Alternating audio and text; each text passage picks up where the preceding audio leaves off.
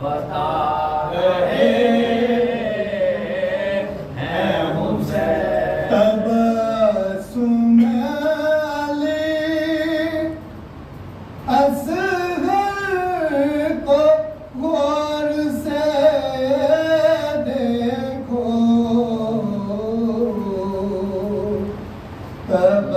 تبسم علی اصغر کو غور سے دیکھو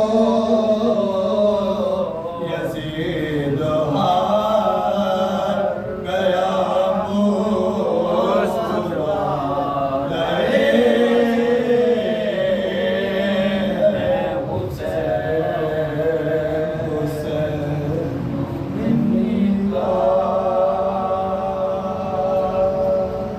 سبحان اللہ سبحان اللہ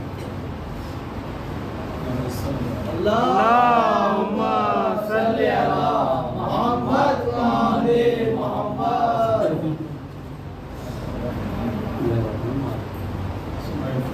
بسم اللہ الرحمن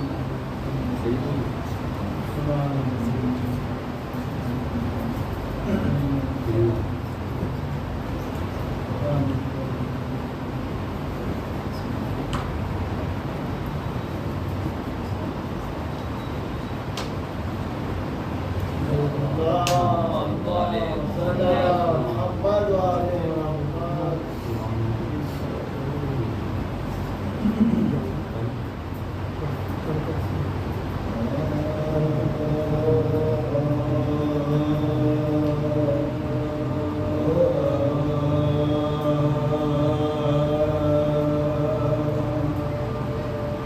یمن کا جو شیر خار ہوا روانہ نہر لبن کو جو شیر خار ہوا صبح دکھانے پہ گردن کا تیر بار ہوا تڑپ کے ہاتھوں پہ حضرت کے ہم کا نار ہوا خزا ہوا جو وہ گل تو گلے کا ہار ہوا خزا ہوا جو وہ گل تو گلے کا ہار ہوا ادھر تو شاہ کو یہ صدمہ جگر پہنچا ادھر مدینہ سے صغرا کا نام ادھر مدینہ سے صغرا کا نام پر لہو میں غرق کھڑے تھے کمر جھکائے پسر کے ننے سے میت گلے لگائے لہو بھرا ہوا دامن سے اڑائے کفن کے فکر میں خیمے کو منہ پھرائے کفن کے فکر میں خیمے کو منہ پھرائے یہ حال دیکھ کے قاسم کی آس ٹوٹ گئی ہوا یہ لاش کے فوراً مہار ہوا یہ لاش کے فوراً مہار چھوٹ اتر کے ناکے سے آداب وہ بجا لایا مگر حسین تھے خاموش کچھ نہ فرمایا وہ لوح کرتا ہوا اور متصل آیا نگاہ یاد سے منہ دیکھ کر یہ چلایا نگاہ یاد سے منہ دیکھ کر یہ چلایا تو مجھے میں بے قرار ہوتا حسین جان کے تم پر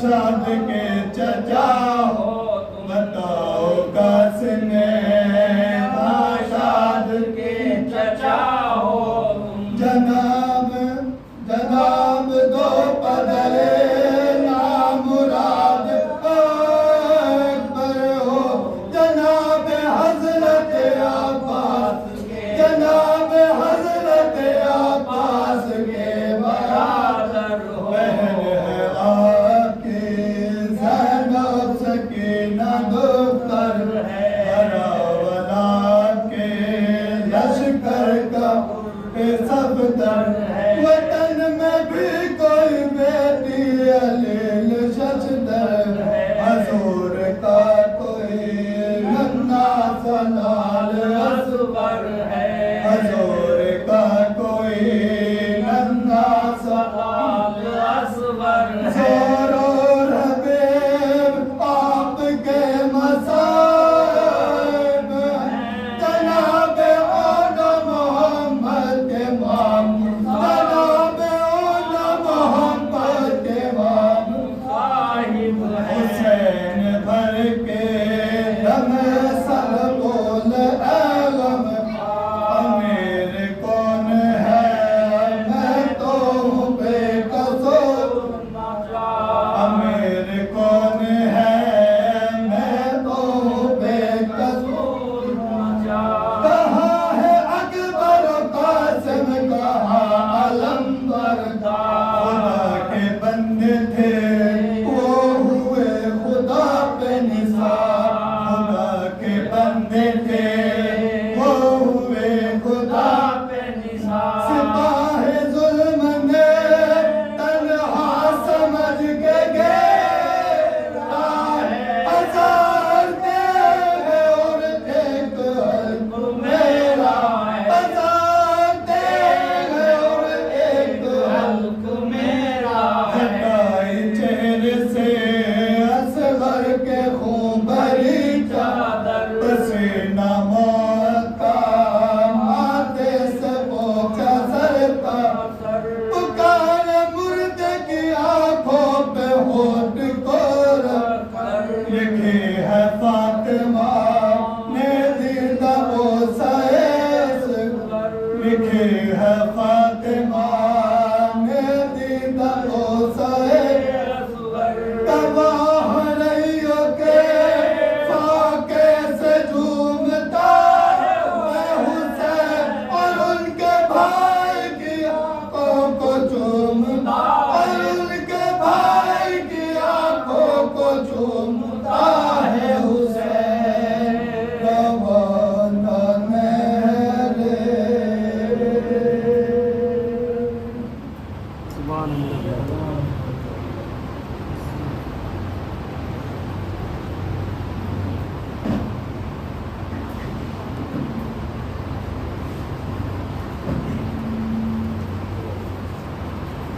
اللهم صل على محمد وآل محمد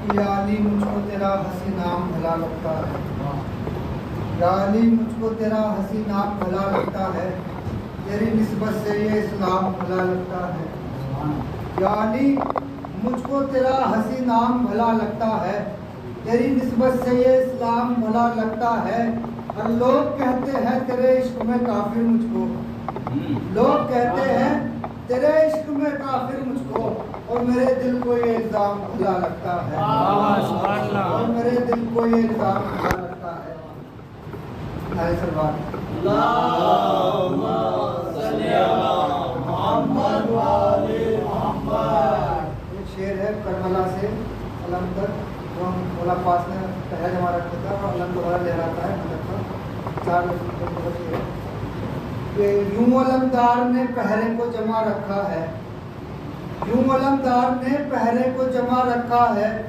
خود ہواؤں نے چراغوں کو جلا رکھا ہے یوں علمدار نے پہرے کو جمع رکھا ہے خود ہواؤں نے چراغوں کو جلا رکھا ہے اور علم لہراتا ہے جسم نظر آتا نہیں علم لہراتا ہے جسم نظر آتا نہیں ایسا لگتا ہے جیسے اسے مہدی نے اٹھا رکھا واہ واہ سبحان اللہ سبحان اللہ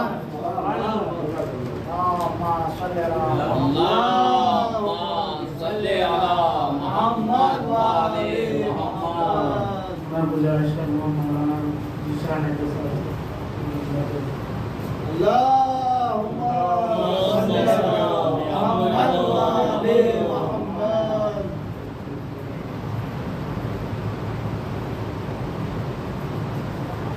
رحم الله من القرآن الفاتحة.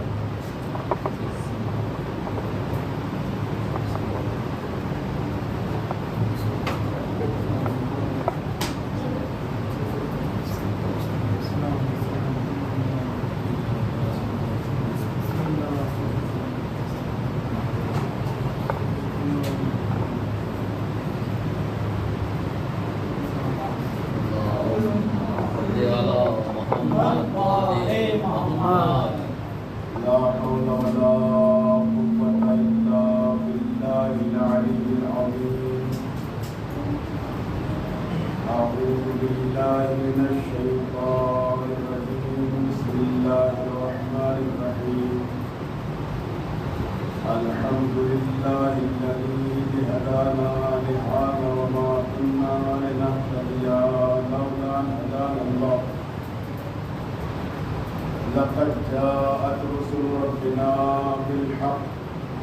الصلاة والسلام على رسوله الثقلين محمود رب المشرقين والمغربين جد الحسن والحسين مولانا ومولى الثقلين أبي القاسم محمد. اللهم صل على محمد وآل محمد وعلى آل بيته الطيبين الطاهرين المعصومين المظلومين. ولعنة الله على أعدائهم أجمعين. أما بعد، وقد قال الإمام الحسين عليه السلام: إني لم أخرج بدرا ولا أشرا ولا ظالما ولا مفسدا، إنما خرجت لطلب الإصلاح في الأمة جدي، أريد أن آمر بالمعروف وأنهى عن المنكر.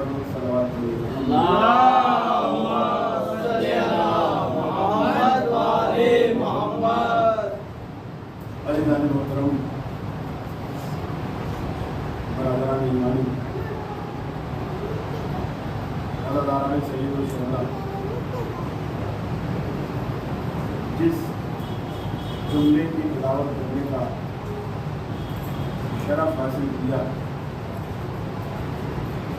یہ جملہ امام حسین علیہ السلام کی زبان مبارک سے نکلا ہوا ہے، اور آپ اس جملے میں اپنے مقصد اور اپنے ہدف کی وضاحت بیان فرما رہے ہیں۔ امام حسین مدینے سے نکلنے کا مقصد اس جملے میں بیان فرما رہے ہیں کہ انی لم اخرج بدرا ولا اشرا ولا ظالما ولا مفسدا، کہ دیکھو جو میں نے مدینہ چھوڑا ہے، نہ فساد برپا کرنے کے لیے میں مدینے سے نکلا ہوں، نہ ظلم اور بربریت کرنے کے لیے مدینے سے نکلا ہوں، نہ میرا مقصد حکومت حاصل کرنا ہے۔ انما خرجت لطلب الاصلاح فی امت جدی، میں مدینے سے اس لیے نکلا ہوں کہ میں اپنے نانا کی امت کی اصلاح کرنا چاہتا ہوں۔ اريد ان آمر بالمعروف وانہی عن المنکر، میں چاہتا ہوں کہ امر بالمعروف کروں اور نہی عن المنکر انجام دوں۔ عزیزو، یہاں پر قابل غور بات یہ ہے کہ امام حسین علیہ السلام اس جملے میں امر بالمعروف و نہی عن المنکر کی طرف اشارہ فرما رہے ہیں۔ تو کیا اس زمانے میں لوگ نماز کے پابند نہیں تھے، یا لوگ روزہ نہیں رکھتے تھے، یا حج سے دور ہو رہے تھے؟ لہذا پھر امام نے کیوں فرمایا کہ میں اپنی امت کی اصلاح کے لیے نکل رہا ہوں؟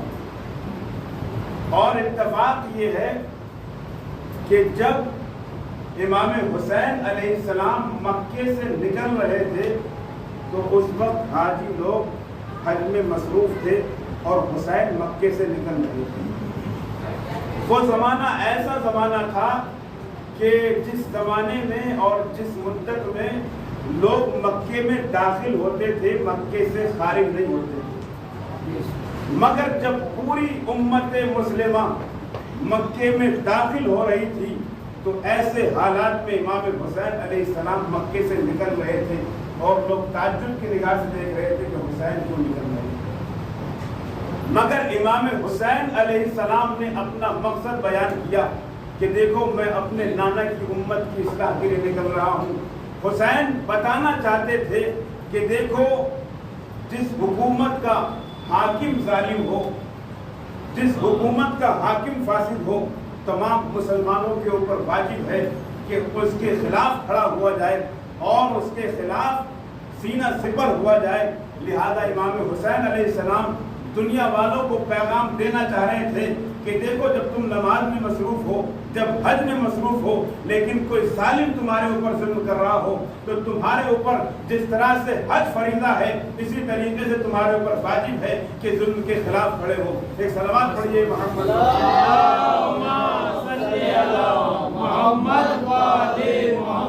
اور جب امام حسین علیہ السلام سے یزید نے بیعت کا مطالبہ کیا تو امام حسین علیہ السلام کا کیا جملہ تھا؟ السلام علی الاسلام اذا بلیت الاسلام برائن مثل یزید، کہ ایسے اسلام پر فاتحہ پڑھ دینی چاہیے کہ جس کا حاکم یزید جیسا فاسق و فاجر ہو۔ یعنی امام حسین علیہ السلام بتانا چاہ رہے تھے کہ جس حکومت کا ظالم، جس حکومت کا حاکم ظالم ہو وہ حکومت کامیاب نہیں ہو سکتی، وہ حکومت دینی حکومت نہیں ہو سکتی۔ اور اس کے بعد کیا کہا کہ مثلی لا یبایع مثلا، کہ مجھ جیسا اس جیسے کی بیعت نہیں کر سکتا۔ عزیزو امام حسین علیہ السلام کا ایک ایک جملہ حکمت سے خالی نہیں ہے۔ اگر امام چاہتے تو یہ کہہ سکتے تھے کہ حسین یزید سے بیعت نہیں کرے گا، مگر امام حسین نے یہ نہیں کہا بلکہ کیا فرمایا کہ مثلی لا یبایع مثلا، مجھ جیسا اس جیسے کی بیعت نہیں کر سکتا۔ نگاہ امامت قیامت تک کے آنے والی حکومت اور مناظر کو دیکھ رہی تھی۔ حسین جانتے تھے کہ قیامت تک نہ جانے کتنے یزیدی کردار پیدا ہوں گے، کتنے حسینی کردار پیدا ہوں گے۔ امام حسین نے معیار بتایا کہ جو حسینی کردار ہوگا وہ یزیدی کردار کے سامنے کبھی سر نہیں جھکا سکتا۔ صلوات پڑھیے محمد۔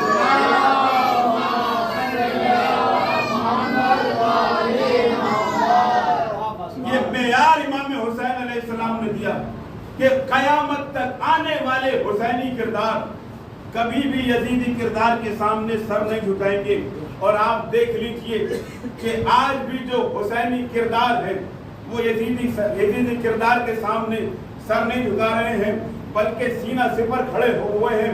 اور دنیا تعجب سے دیکھ رہی ہے کہ امریکہ سپر پاور اور اسرائیل جیسے لوگ کہ جو ظلم کر رہے ہیں، پوری دنیا خاموش تماشائی کھڑی ہوئی ہے، مگر کچھ لوگ ہیں ایران جیسی طاقت، حزب اللہ جیسی طاقت جو امریکہ اور اسرائیل کے سامنے سینہ سپر ہو کے کھڑے ہوئے ہیں اور امریکہ اور اسرائیل کے سامنے گھٹنے نہیں ٹیک رہے ہیں بلکہ آنکھوں میں آنکھیں ڈال کر کے بات کر رہے ہیں۔ ان کی سمجھ میں نہیں آ رہا کہ یہ سپر پاور کے سامنے کیوں کھڑے ہوئے ہیں، یہ امریکہ کے سامنے کیوں کھڑے ہوئے ہیں۔ بڑی بڑی طاقتیں فیل ہو گئی، انہیں پتہ ہی نہیں ہے کہ یہ طاقت انہیں کہاں سے ملی ہے۔ یہ طاقت کربلا کے در سے ملی ہے۔ کربلا سکھاتی ہے چاہے ظالم کتنا ہی بڑا کیوں نہ ہو مگر اس کے سامنے سر نہیں جھکانا ہے۔ صلوات پڑھیے۔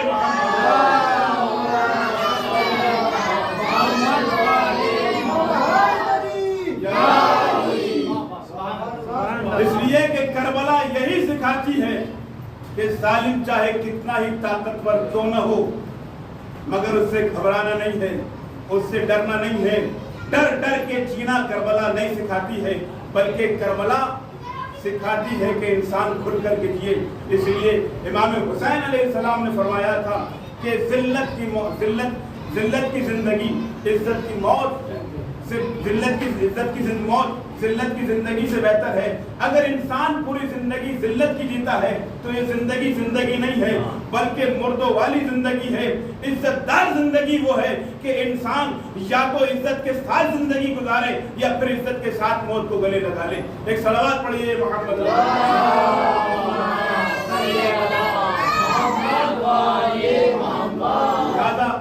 کربلا ہمیں یہ درس دیتی ہے کہ کبھی بھی کسی ظالم کے سامنے انسان گھٹنے نہ ٹیکے, کبھی کسی طاقتور سے مرعوب نہ ہو. ہاں عزیزو, مگر سوال یہ ہے کہ جب یزید حکومت قائم کر چکا تھا تو پھر امام حسین علیہ السلام سے بیعت کا مطالبہ کیوں کر رہا ہے؟ بھائی آپ آج کے دور میں بڑی آسانی سے سمجھ سکتے ہیں کہ الیکشن ہوا اور ایک پارٹی کو اکثریت ملی اور وہ جیت گئی تو معاملہ ختم. اب اسے کیا ضرورت ہے کہ اب وہ آپ کی بیعت لے اور آپ سے کہے کہ بھئی آپ میرے ساتھ ہو جاؤ. اس وقت چاہتا ہے انسان کہ جب اس کی حکومت نہ بنے, لیکن اگر حکومت بن جائے تو اب اسے کسی کی ضرورت نہیں ہے. یزید کی حکومت بن چکی تھی, ایسا نہیں تھا کہ امام حسین اس کی بیعت نہ کرتے تو اس کی حکومت نہیں بنتی, نہیں, حکومت بن چکی تھی. مگر یزید امام حسین علیہ السلام سے بیعت کا مطالبہ اس لیے کر رہا تھا تاکہ اس کی حکومت پہ حکومت اسلامی کی مہر لگ جائے, کیونکہ اسے معلوم تھا کہ اگر حسین نے بیعت نہ کی تو میری بیعت کو, میری حکومت کو حکومت اسلامی نہیں کہا جا سکتا. اسے پتا تھا کہ حسین انبیاء کے وارث ہیں, اسے پتا تھا حسین کی بیعت یعنی آدم کی بیعت, حسین کی بیعت یعنی نوح کی بیعت, حسین کی بیعت یعنی ابراہیم کی بیعت, حسین کی بیعت یعنی موسیٰ کی بیعت, حسین کی بیعت یعنی 1,24,000 انبیاء کی بیعت. لیکن حسین نے بیعت سے انکار کر کے 1,24,000 انبیاء کی محنت کو بچا لیا. اور عزیزو, حسین نے بیعت کا انکار کر کے پھر کسی یزید میں, پھر کسی ظالم میں, پھر کسی حاکم میں یہ ہمت نہ ہوئی کہ حسین کے بعد کسی امام سے بیعت کا مطالبہ کرے. صلوات پڑھیے محمد والی محمد. امام حسین علیہ السلام نے بیعت سے انکار کر کے پیغام دیا. بڑی بڑی حکومتیں آتی رہی, بڑی بڑی طاقتیں آتی رہی, مگر حسین کے بعد کسی میں ہمت نہ ہوئی کہ وہ کسی امام سے بیعت کا مطالبہ کرے, کیونکہ اسے پتا تھا کہ یہ سب محمدی ہیں, سب حسینی کردار ہیں, یہ سارے کے سارے ایک ہیں. لہذا پھر کسی میں ہمت نہ ہو سکی کہ وہ کسی امام سے بیعت کا مطالبہ کرے. عزیزو, امام حسین علیہ السلام کا جو مقصد تھا اپنی قربانی پیش کرنے کا, وہ دنیا کے لالچ نہیں تھا, وہ حکومت کی طلب نہیں تھی, بلکہ امام حسین علیہ السلام صرف اور صرف دین کو بچانا چاہتے. کیونکہ اگر آپ کربلا سے پہلے حالات کا مطالعہ کریں تو آپ کو بخوبی احساس ہو جائے گا کہ لوگوں کے اندر ڈر بیٹھ چکا تھا, لوگوں کے ضمیر مردہ ہو چکے تھے. حالات یہ تھی کہ حاکم کے عمل کو اسلام سمجھا جانے لگا تھا, یعنی حاکم جو کرے اس کو لوگ اسلام سمجھ رہے تھے, اور کسی میں ہمت نہیں تھی کہ وہ کسی حاکم کے خلاف کھڑا ہو جائے. اگر کوئی کھڑا ہو جاتا تھا تو اسے باغی کہہ کے قتل کر دیا جاتا تھا. امام حسین علیہ السلام نے جو اپنی قربانی پیش کی ہے وہ لوگوں کے ضمیروں کو جھنجھوڑنے کے لیے کی ہے, لوگوں کے جو ضمیر مردہ ہو چکے تھے ان کو زندہ کرنے کے لیے کی ہے.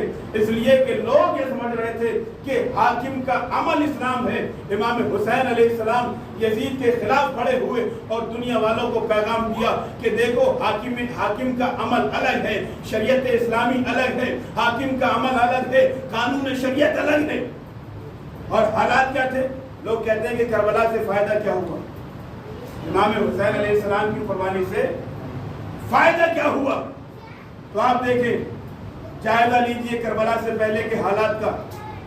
حالات یہ تھے کہ حاکم کے عمل کو اسلام سمجھا جانے لگا تھا. ایک حاکم نے صبح کی نماز 2 رکعت کی جگہ حالت نشے میں 4 پڑھائی اور پیچھے مڑ کے کیا کہا کہ کہو تو اور پڑھا دوں، مگر کسی میں ہمت نہیں تھی تو یہ کہہ سکے کہ صاحب یہ آپ کیا کر رہے ہیں، آپ 2 کی جگہ 4 پڑھا رہے ہیں، آپ شریعت کا مذاق اڑا رہے ہیں۔ حالات یہ تھے کہ جب لوگ ایک حاکم کی اقتدا میں جنگ کرنے کے لیے جا رہے تھے جنگ صفین میں، تو لوگوں کو جمعے کا احساس ہوا، جو کچھ نمازی پرہیزگار تھے ان کو احساس ہوا کہ صاحب جمعے کے دن تو ہم جنگ میں رہیں گے، اور جب جنگ میں رہیں گے تو نماز جمعہ کیسے پڑھیں گے؟ حاکم سے کہا کہ ہم نماز جمعہ کیسے پڑھیں گے؟ تو حاکم نے حکم دیا کہ جمعے کی نماز بدھ کو پڑھ لی جائے۔ عزیزوں مجھے تعجب اس بات پر نہیں ہے کہ جمعے کی نماز بدھ کو پڑھی گئی، مگر تعجب اس بات پر ہے کہ انہوں نے پڑھ کیسے لی۔ اب آپ دیکھیں کہ ضمیر کتنے مر چکے تھے۔ جو حاکم کہہ رہا ہے آنکھ بند کر کے اس کو مان لے رہے ہیں، حاکم کہہ رہا ہے 4 رکعت پڑھو تو 4 پڑھ لی، حاکم کہہ رہا ہے کہ جمعے کی جگہ بدھ کی نماز پڑھ لی ہے جمعے کی، تو پڑھ لی گئی۔ تو کربلا سے پہلے اب بڑا بیداری سے جملہ سنیے گا، کربلا کا فائدہ کیا ہوا ہے؟ حسین نے اپنی قربانی کے ذریعے سے لوگوں کے ضمیر کو بیدار کیا ہے۔ کربلا سے پہلے حالات یہ تھے کہ صبح کی 2 رکعت 4 رکعت پڑھی گئی، جمعے کی نماز بدھ کو پڑھی گئی، مگر کربلا کے بعد جو صبح کی نماز نہ 4 رکعت پڑھی جا سکتی ہے نہ جمعے کی نماز بدھ کو پڑھی جا سکتی ہے۔ صلوات پڑھیے۔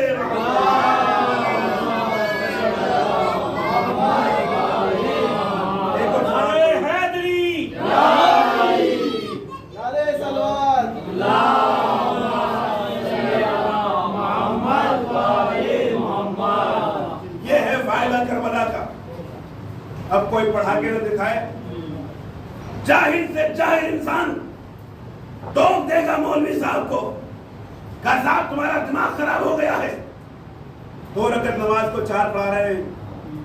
جاہل سے جاہل انسان کبھی جمعے کی نماز بدھ کو نہیں پڑھ سکتا، بدھ کی تو بہت دور کی بات، پہلے والے دن جمعرات کو نہیں پڑھ سکتا۔ یہ کربلا کا فائدہ ہے۔ حسین نے ضمیروں کو بیدار کیا ہے، حسین نے شریعت اسلامی کی حفاظت کی ہے۔ امام حسین علیہ السلام نے پیغام دیا ہے کہ دیکھو کبھی ظالم کے سامنے سر نہ جھکانا، اور پیغام دیا ہے کہ اسلام نہ ظلم برداشت کرنے کو کہتا ہے اور نہ ظلم کرنے کو کہتا ہے۔ اسلام میں نہ ظلم کرنا جائز ہے اور نہ ظلم برداشت کرنا جائز ہے۔ یعنی وہ لوگ کہ جو ظالم کے ساتھ ہیں یا ظالم کے ساتھ خاموش تماشائی بنے ہوئے ہیں، وہ بھی ظلم کے ساتھ شمار کی جائیں گے۔ ہاں عزیزو، یہ امام حسین علیہ السلام کی ذات ہے کہ جنہوں نے آخری سانس تک شریعت اسلام کی حفاظت کی۔ آپ دیکھیں کہ حسین کی ذات وہ ہے کہ جو محافظ قرآن بھی ہیں، محافظ شریعت بھی ہیں، محافظ اذان بھی ہیں، محافظ نماز بھی ہیں۔ ورنہ کیا ضرورت تھی امام حسین علیہ السلام کو؟ بیعت کر لیتے، امام حسین علیہ السلام کی جان بچ جاتی، مگر حسین اپنی جان بچانے کے لیے کربلا میں نہیں آئے تھے، بلکہ دین کی جان بچانے کے لیے کربلا میں آئے۔ حسین محافظ قرآن ہے۔ محافظ اور حافظ میں فرق ہے۔ ایک ہوتا ہے حافظ قرآن، ایک ہوتا ہے محافظ قرآن۔ لوگ کہتے ہیں کہ صاحب یہ جو حافظ قرآن ہے یہ قرآن کی حفاظت کریں۔ ایک حافظ صاحب کا انتقال ہوا، میں ان کے گھر پہنچا، مثال میں سمجھا رہا ہوں کہ حافظ اور محافظ میں فرق کیا ہوتا ہے۔ کہا کہ حافظ صاحب ہیں، کہاں ہے تو صحیح مگر ان کا انتقال ہوا۔ تو لوگ کہتے ہیں کہ حافظ اور محافظ ایک ہی ہے۔ نہیں، حافظ الگ ہوتا ہے، محافظ الگ ہوتا ہے۔ کہا کہ صاحب حافظ صاحب کا انتقال ہو گیا۔ میں نے کہا کہ کیا حافظ صاحب قرآن کا ایک سورے کی تلاوت کر سکتے ہیں؟ کہا کہ صاحب ابھی تو آپ سے کہا کہ ان کا انتقال ہو گیا، اب وہ قرآن کے سورے کی تلاوت نہیں کر سکتے۔ میں نے کہا اچھا ٹھیک ہے، پورے سورے کی تلاوت نہیں کر سکتے تو چند آیات کی تلاوت کر دیں. کہا کہہ رہے آپ کا دماغ خراب ہو گیا ہے، حافظ صاحب کا انتقال ہو گیا، اب وہ چند آیات کی تلاوت بھی نہیں کر سکتے. میں نے کہا کہ اگر چند آیت کی تلاوت نہیں تو صرف ایک آیت کی کر. کہا کہ آپ سمجھے ہی نہیں، ارے حافظ صاحب کی روح نکل گئی ہے، اب وہ قرآن کی ایک آیت کی تلاوت بھی نہیں کر سکتے. میں نے کہا یہی تو سمجھانا چاہتا ہوں، حافظ وہ ہوتا ہے کہ جو مرنے کے بعد قرآن کی ایک آیت کی تلاوت نہیں کر سکتا، لیکن محافظ وہ ہوتا ہے جو سر کٹانے کے بعد نوکے نیزہ تک قرآن کی تلاوت کر سکتا ہے. صلوات پڑھیے محمد.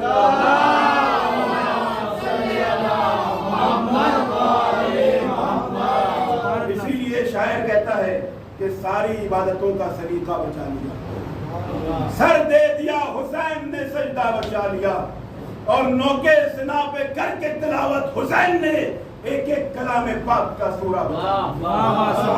صلوات پڑھیے محمد.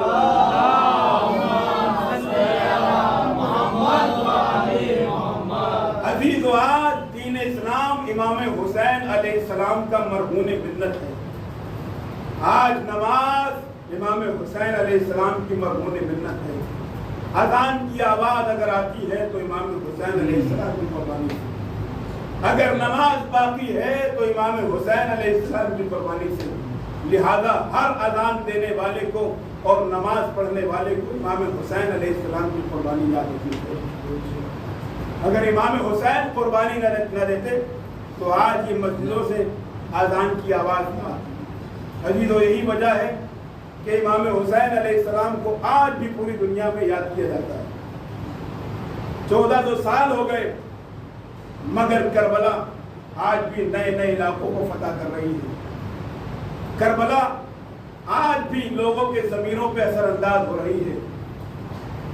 عزیزو ہر غم وقت گزرنے کے ساتھ ساتھ کم ہو جاتا ہے، مگر یہ امام حسین علیہ السلام کی قربانی اور امام حسین کا غم ہے کہ جو ہر روز اضافہ ہوتا جا رہا ہے. اس غم میں ہر روز اضافہ ہوتا جا رہا ہے. جہاں جہاں عزاداری نہیں ہوتی تھی آج وہاں بھی عزاداری ہو رہی ہے. آخر وجہ کیا ہے؟ ریزن کیا ہے؟ سبب کیا ہے کہ امام حسین علیہ السلام کا نہ غم قربان کم ہو رہا ہے نہ ان کی یاد کم ہو رہی ہے، بلکہ دن پہ دن ان کی یاد میں اضافہ ہوتا جا رہا ہے. آپ دیکھیں کہ ہمارے یہاں بھی اگر کسی کا انتقال ہو جاتا ہے کچھ دن تو غم کی کیفیت بہت ہوتی ہے، مگر جیسے جیسے وقت گزرتا ہے لوگوں کا غم ہلکا ہوتا چلا جاتا ہے. مگر یہ حسین کا غم ہے کہ جیسے جیسے وقت گزر رہا ہے غم کم نہیں ہو رہا ہے بلکہ بڑھ رہا ہے. کیوں؟ کیونکہ رسول اللہ نے فرمایا تھا اِنَّا لِقَتْلِ الْحُسَيْنِ حَرَارَةً اِنَّ لِقَتْلِ الْحُسَيْنِ حَرَارَةً فِي قُلُوبِ الْمُؤْمِنِينَ لَا تَبْرَدُ أَبَدًا کہ قتل حسین سے مومنین کے دلوں میں ایک ایسی آگ پیدا ہوگی جو قیامت تک ٹھنڈی نہیں ہوگی. امام فرماتے ہیں کہ لا یذکرنی مومن الا بکا، مومن جب بھی مجھے یاد کرے گا تو وہ روئے گا، اس کی آنکھوں سے اشکباری ہے. ہاں عزیزو یہ کربلا ایک ایسا واقعہ ہے جب جب کسی انسان کے سامنے پیش کیا جاتا ہے کہ جس کے دل میں انسانیت بستی ہو، جس کے دل میں محبت بستی ہو، اس کے دل پہ یہ کربلا کا واقعہ اثر انداز ہوتا ہے. کربلا کو سمجھنے کے لیے مسلمان ہونا ضروری نہیں ہے بلکہ کربلا کو سمجھنے کے لیے انسان ہونا ضروری ہے. آخر کیا وجہ ہے کہ کربلا کی یاد کم نہیں ہو رہی ہے بلکہ بڑھتی جا رہی ہے. ہر روز اضافہ ہو رہا ہے، ہر روز کربلا کے غم میں اضافہ ہو رہا ہے. کیا وجہ ہے؟ کس وجہ سے امام حسین علیہ السلام نے قربانی دی اور کیوں ان کی یاد میں اضافہ ہو رہا ہے؟ اس لیے کہ ظاہری اعتبار سے اگر آپ دیکھیں تعداد کے لحاظ سے تو ایک وقت میں ایک دن میں 72 افراد شہید ہوئے. تعداد کے حساب سے اگر آپ دیکھیں تو اس سے زیادہ لوگ ایک وقت میں قتل کیے گئے. آپ دیکھیں کہ ہلاکو نے، چنگیز خان نے یا جاپان میں ہیروشیما میں ایک ایک وقت میں لاکھوں افراد لقمہ اجل بن گئے، موت کے گھاٹ اتار دیے گئے. مگر آج نہ ان کا نام باقی ہے نہ ان کی کوئی یاد بنانے والا باقی ہے. مگر کربلا میں صرف 72 افراد شہید ہوئے تھے. آج ان کا نام بھی زندہ ہے اور ان کی یاد بنانے والے موجود ہیں. کیا وجہ ہے؟ راز کیا ہے کربلا کے زندہ و جاوید ہونے کا، کربلا کے باقی ہونے کا؟ 2 راز. پہلا راز یہ ہے کہ کربلا والے اپنا مقصد، بلند مقصد لے کے آئے تھے. کربلا والے حکومت حاصل کرنے کے لیے میدان میں نہیں آئے تھے، بلکہ کربلا والوں کا مقصد بہت بلند تھا. ان کا مقصد یہ تھا کہ اللہ کے ذکر کو باقی رکھا جائے، اور اللہ نے وعدہ کیا ہے کہ جو میرے ذکر کو باقی رکھے گا میں اس کے ذکر کو باقی رکھوں گا. کیونکہ وہ اللہ کے ذکر کو باقی رکھنے کے لیے آئے تھے، لہذا اللہ نے ان کے ذکر کو آج تک باقی رکھا اور ہمیشہ قیامت تک باقی رہے گا. دوسری وجہ کہ جس کی وجہ سے کربلا آج بھی زندہ ہے، آج بھی لوگ غم مناتے ہیں، آج بھی یاد مناتے ہیں، وہ ہے کربلا والوں کی استقامت.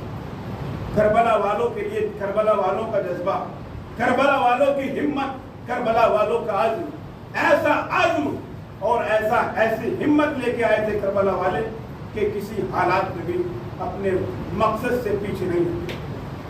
آپ دیکھیں کہ جب شب عاشور امام حسین علیہ السلام نے چراغ بجھایا اور بجھانے کے بعد سے کہا کہ میرے اصحاب، اگر تم میں سے کوئی جانا چاہتا ہے تو بے شک چلا جائے. میں نے چراغ اس لیے خاموش کیا ہے کہ کہیں ایسا نہ ہو کہ چراغ کی روشنی میں جانے میں شرم محسوس ہو. اگر کوئی جانا چاہتا ہے تو اب بھی وقت ہے، مجھے چھوڑ کے چلے جاؤ. لیکن ہاں عزیزو، اور اس کے بعد امام حسین علیہ السلام نے ایک جملہ کہا. کیا جملہ کہا؟ کہا کہ تم میں سے اگر کوئی یہ سمجھ رہا ہے کہ اگر میں چلا گیا تو اسے جنت نہیں ملے گی، نہیں، میں حسین جو سردار جنت ہوں، میں وعدہ کرتا ہوں کہ اگر کوئی مجھے چھوڑ کے چلا بھی گیا تو اسے جنت میں دوں گا. بہت بڑا جملہ ہے صاحب، بہت بڑا جملہ ہے. کہا کہ اگر کوئی چلا بھی گیا تو جنت کی ضمانت میں دیتا ہوں. عزیزو، جب حسین نے چراغ کو روشن کیا، کیا دیکھا کہ اصحاب اپنی اپنی تلواریں اپنی اپنی گردن پر رکھے ہوئے ہیں اور کہتے ہیں مولا آپ ہمارا امتحان لے رہے ہیں، آپ ہمیں حکم کیجیے تو ہم اپنے ہاتھ سے اپنی گردنوں کو اڑا دیں. ایسے نہیں کہا تھا امام حسین نے کہ جیسے اصحاب مجھے ملے ہیں نہ میرے نانا کو ملے اور نہ میرے بابا کو ملے. عزیزو، یہ اصحاب امام حسین علیہ السلام کی محبت بھی تھی. آج بہت سارے جوان کہتے ہیں کہ اگر ہم حسین پہ گریہ کر لیں تو ہمارے اوپر جنت واجب ہو جائے گی، محبت کی وجہ سے ہمارے اوپر جنت واجب ہو جائے گی. عزیزو، اگر محبت کی وجہ سے جنت واجب ہو بھی جائے تو محبت امن سے دوری کا سبب نہیں ہے. اس لیے کہ اگر جنت کی وجہ سے اصحاب امام حسین علیہ السلام کو پھر چلا جانا چاہیے. جب امام نے کہہ دیا کہ تم چلے جاؤ، جنت کی ضمانت میں لیتا ہوں، مگر کوئی نہیں گیا، یعنی اصحاب امام حسین نے جوانوں کو پیغام دیا، حسینیوں کو جب پیغام دیا، حسینیوں کو ایک پیغام دیا کہ دیکھو ہم حسین سے محبت کرنے کے لیے آئے ہیں، ہم حسین کا ساتھ دینے کے لیے جنت کے لالچ میں نہیں آئے ہیں بلکہ حق کے محبت ادا کرنے کے لیے آئے ہیں. صلوات پڑھیے محمد.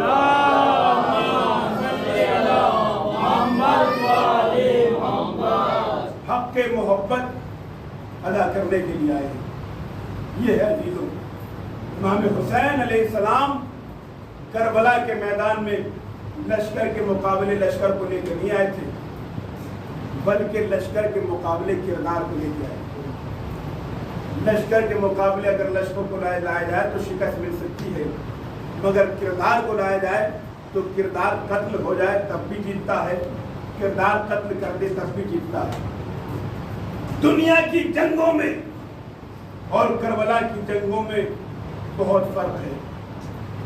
دنیا کی جنگوں میں جو قتل ہو جائے وہ جیتتا ہے, جو گردنیں کاٹ دے وہ جیتتا ہے, اور جو میدان سے واپس آ جائے وہ جیتتا ہے, اور جو قتل ہو جائے وہ ہارتا ہے.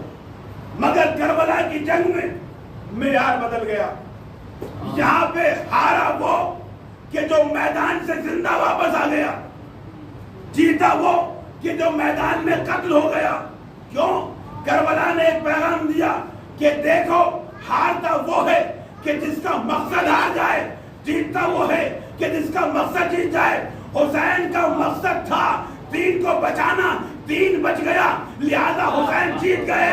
یزید کا مقصد تھا دین کو مٹانا, دین مٹا نہ سکا, یزید ہار گیا. صلوات پڑھیے محمد.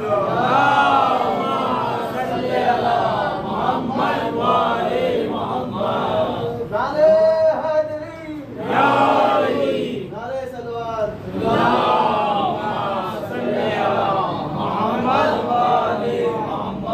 لہذا کربلا کی جنگ میں معیار بدل گیا. کہا کہ ہارتا وہ ہے کہ جس کا مقصد ہار جائے, جیتتا وہ ہے کہ جس کا مقصد جیت جائے. عزیزو, یہی وجہ ہے کہ امام حسین علیہ السلام کا مقصد تھا دین کی حفاظت کرنا. امام اور اصحاب قتل ہوئے ہیں مگر مقصد جیتا ہے, لہذا امام حسین یہ جنگ جیت گئے.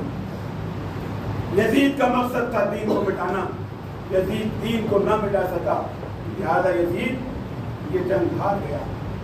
یہی وجہ ہے کہ جب امام سجاد بازار شام میں ہیں اور ہاتھوں میں ہتھکڑیاں, پاؤں میں بیڑیاں, وہ سجاد کہ جو اپنے سر کو بازار شام میں نہیں اٹھا رہے تھے, جب ایک شامی نے سوال کیا, کہا کہ یہ بتائیے کہ تم جنگ جیت گئے یا ہار گئے, تو فوراً ہی مولا نے سر کو اٹھایا اور ایک جملہ کہا, اذا حانا وقت الصلاۃ, کہ جب نماز کا وقت آ جائے تو دیکھنا مسجدوں سے اذان کی آواز آ رہی ہے یا آواز نہیں آ رہی ہے.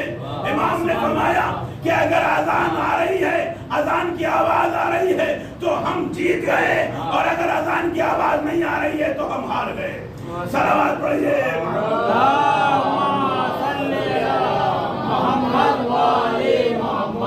بس عزیزو, امام حسین علیہ السلام جو میدان کربلا میں آئے ہیں مقصد دین کی حفاظت تھی.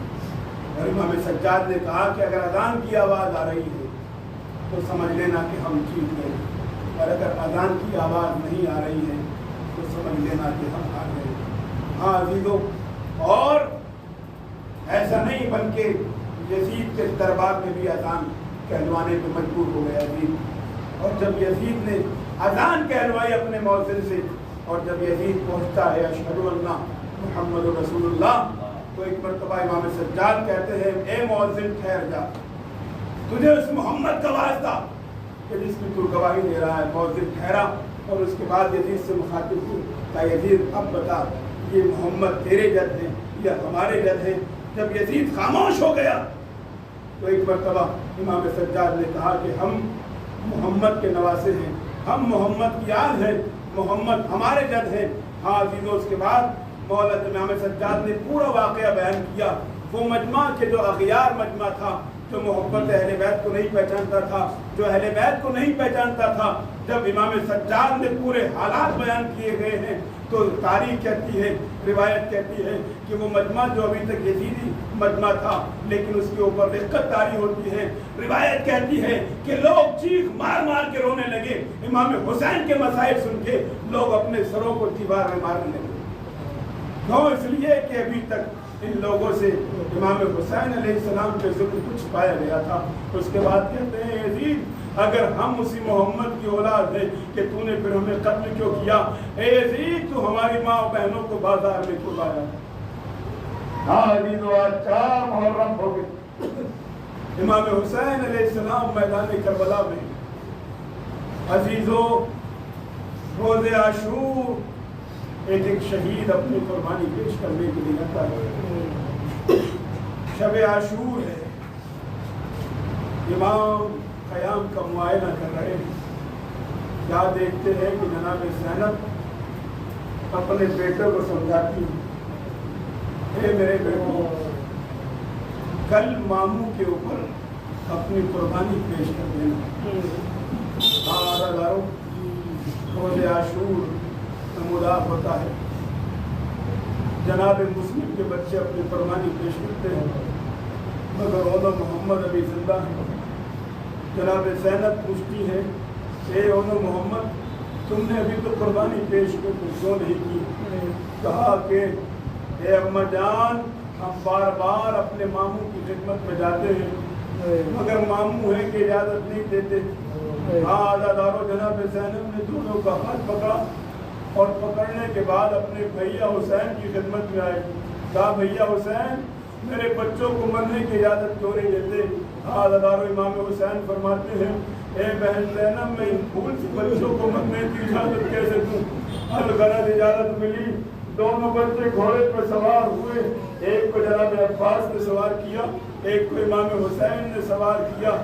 عزادارو، دونوں بچے میدان میں پہنچتے ہیں، جنگ کرنا شروع کرتے ہیں، شجاعت کا مظاہرہ کرتے ہیں. مگر عمر سعد کہتا ہے، ارے تم نہیں جانتے ہو، یہ بنی ہاشم کے بچے ہیں، اس طرح سے یہ شہید نہیں ہو، اس طرح سے نہیں قتل کیے جائیں گے. ساری فوج مل کر کے حملہ کرے. عزادارو، چھوٹے چھوٹے بچوں کے اوپر پوری فوج نے ایک ساتھ حملہ کیا. عزادارو، اونو محمد گھوڑے سے گرے، آواز دیے، مامو جان ہماری مدد کے لیے آئیے. عزادارو، امام حسین میدان میں پہنچتے ہیں، جناب اونو محمد کو خیام میں لاتے ہیں. مگر ماں کا جذبہ کیا ہے؟ ایک طرف اون ہے، ایک طرف محمد ہے. عزادارو، جناب زینب نے سجدہ شکر کیا اور سجدہ شکر سے اٹھنے کے بعد دونوں ہاتھوں کو بلند کیا. کہا، اے پالنے والے، تیرا شکریہ کہ تو نے میری قربانی کو قبول کیا. عزادارو، ایک روایت اور اس کے بعد آپ کی رحمت تمام. عزادارو، امام حسین علیہ السلام نے بڑی بڑی قربانی پیش کی ہے، مگر ایک قربانی ایسی ہے کہ جب اس کو پیش کیا ہے نا تو آپ کو یاد کیا ہے، اپنے چاہنے والوں کو یاد کیا ہے. وہ قربانی جناب علی اصغر کی کہ جب مولا امام حسین علیہ السلام میدان میں آتے ہیں اور کہتے ہیں، ظالموں، اگر تمہاری نگاہ میں خطاوار ہوں تو اس بچے کی کیا خطا ہے، آؤ اسے آگے پانی پلا دو. حسین نے تپتی ہوئی ریت پہ جناب علی اصغر کو لٹایا، مگر کسی نے پانی نہیں دیا. اور اس کے بعد امام حسین اپنے چاہنے والوں سے مخاطب ہوتے ہیں، اے میرے شیعوں، کاش تم کربلا کے میدان میں ہوتے تو دیکھتے کہ میں اپنے علی اصغر کے لیے کیسے پانی عزیزو، ایک روایت بہت کلیئر کیجیے گا. اس قربانی کو، ایسی قربانی کہ جس پر امام حسین نے اپنے شیعوں کو یاد کیا ہے اور جس قربانی کو امام سجاد زندگی بھر بھلا نہیں پائے. امام حسین بعد کربلا، امام سجاد بعد کربلا، کربلا کی یاد مناتے رہے ہیں، کربلا کی شہادت میں گریہ کرتے رہے ہیں. عزادارو، بس ایک روایت اور اس کے بعد مجلس تمام. جناب منہال حج کرنے کے لیے جاتے ہیں. یہ وہ زمانہ ہے کہ جب جناب مختار نے قیام کیا ہے اور قاتلان امام حسین سے انتقام لے رہے ہیں. اور جناب منہال حج کرنے کے بعد امام سجاد کی خدمت میں آتے ہیں. عزادارو، جناب مولا سجاد نے علی اکبر کے قاتل کے بارے میں نہیں پوچھا، اولو محمد کے قاتل کے بارے میں نہیں پوچھا، جناب قاسم کے قاتل کے بارے میں نہیں پوچھا، بلکہ امام سجاد نے کہا، اے منہال ما فعل حرملہ، اے منہال یہ بتاؤ کہ حرملہ کا کیا ہوا. کہا، مولا، جب میں کوفے سے آیا تھا تو حرملہ زندہ تھا. امام سجاد نے ہاتھوں کو بلند کیا، کہا، اے پروردگار، حرملہ کو اسی دنیا میں آگ اور لوہے کا عذاب چکھا، ہاں لدارو منہال کہتے ہیں کہ میں واپس آ گیا. جب میں کوفے پہنچا تو جناب مختار گھوڑے کے اوپر سوار تھے اور ایک آواز بلند ہوئی کہ حرملہ گرفتار کر لیا گیا ہے. منہال نے کہا اللہ اکبر اللہ اکبر اللہ اکبر. ایک مرتبہ جناب مختار پوچھتے ہیں اے منہال بے شک اللہ بلند و بالا ہے مگر اس وقت تکبیر کا کیا مطلب ہے؟ کہا اے مختار میں مدینے سے امام سجاد سے ملاقات کر کے آیا ہوں. اے مختار میرے مولا نے علی اکبر کے قاتل کے بارے میں نہیں پوچھا, قاسم کے قاتل کے بارے میں نہیں پوچھا, اور نو محمد کے قاتل کے بارے میں نہیں پوچھا. اے مختار میرے مولا نے علی اصغر کے قاتل حرملہ کے بارے میں پوچھا ہے. اے مختار اس ملعون سے معلوم کر کہ اس نے کربلا میں ایسا کون سا ظلم کیا ہے کہ میرا مولا ابھی تک گریہ کر رہا. جزاکم اللہ مولا کوئی وقت نظر سوائے مظلوم کربلا کے. ہاں لدارو آپ کی آوازیں بلند ہو گئی, آپ کی آوازیں بلند ہو گئی. آپ کی آوازوں پر رحمت نازل فرمائے خداوند عالم. ہاں عزیزو اے مختار اس سے پوچھو کہ کربلا میں اس نے ایسا کون سا ظلم کیا ہے کہ میرا مولا آج تک یاد کر رہا ہے. مختار نے حرملہ سے پوچھا اے حرملہ تو نے کربلا میں ایسے کون سے ظلم کیے ہیں کہ جس کی وجہ سے میرا مولا آج بھی گریہ کر رہا ہے؟ کہا اے مختار میں نے کربلا میں 3 ظلم ایسے کیے ہیں کہ سرزمین کربلا کو زلزلہ آیا. کہا وہ کون سے ظلم ہیں؟ کہا اے مختار جب جناب عباس خیمے کی طرف جا رہے تھے اور پوری امید تھی کہ سکینہ تک پانی پہنچا دیں گے, اے مختار ارے میں نے تیر چلایا, تیر مشکیزہ میں لگا, مشکیزہ چھنا, سرزمین کربلا پہ زلزلہ. اے مختار میں نے کربلا میں دوسرا ظلم اور دوسرا تیر اس وقت چلایا کہ جب حسین اپنے بچے کے لیے پانی مانگ رہے تھے. اے مختار میں نے تیر چلایا اور تیر ایسا کہ جو میدان جنگ میں بڑے بڑے گھوڑوں کو گرانے کے لیے ہوتا تھا یا لوہے کی دیوار کو توڑنے کے لیے ہوتا تھا. اے مختار میں نے تیر چلایا, تیر علی اصغر کے گلے سے پار ہو کر کے حسین کے بازو میں لگا.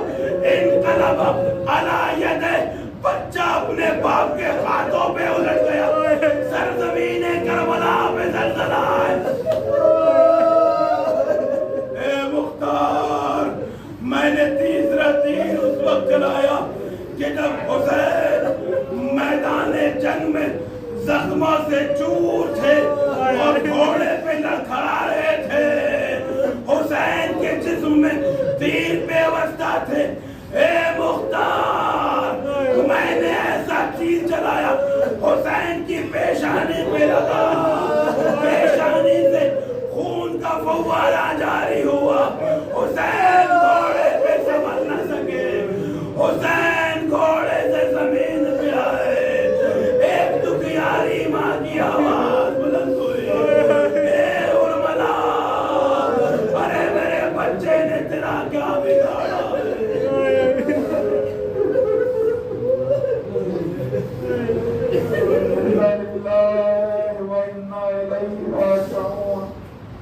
حسین پڑھ لو حسین حسین حسین حسین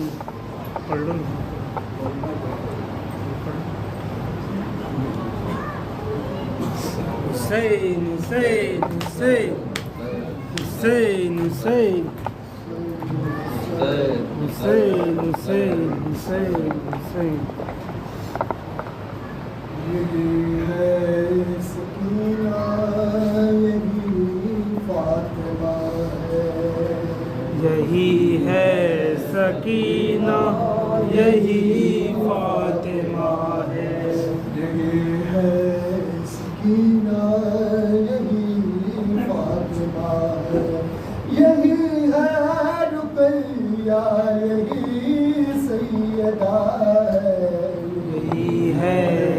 سکینہ یہی فاطمہ ہے، یہی ہے سکینہ یہی فاطمہ ہے، یہی ہے سکینہ یہی فاطمہ ہے۔